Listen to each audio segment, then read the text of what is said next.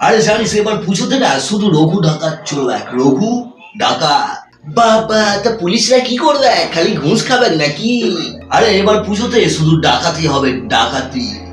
বলিস কি? তা বলছি রঘু ডাকাতটা কে রে? আরে আমাদের সবার প্রিয় দেবদা। তার মানে এবার পুজোতে দেবদা রঘু ডাকাত সেজে ডাকাতি করবে। তুই কি জানিস এমন ভাবে পুজোতে যারা সাজাসাজি করে ঘুরে তাদেরকে কি বলে? কি বলে? বহুরূপী।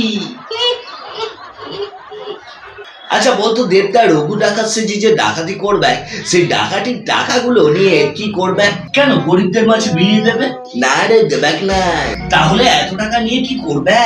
কেন ঘাটাল মাস্টার প্ল্যান বানাবে। এটা আবার সম্ভব নাকি?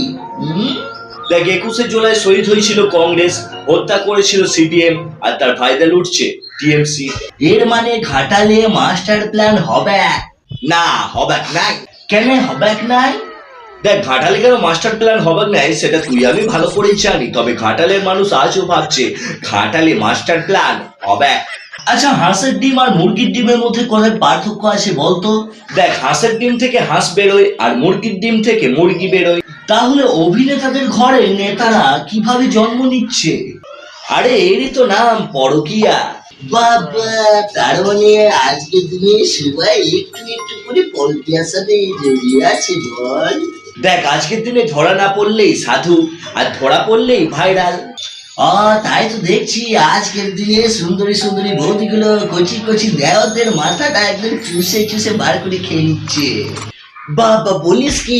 আমি তো জানতাম মশারা রক্ত খায়। মশারা খাই রক্ত, আর বৌদিরা যেটা খায় সেটা হলো প্রোটিন। তার মানে বৌদিরা এত সুন্দর হওয়ার পেছনে রহস্য এটা।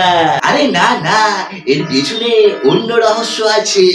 তা কি রহস্য আছে আমাকে বল, আমি শুনবো। আরে মোবাইলের ফিল্টার।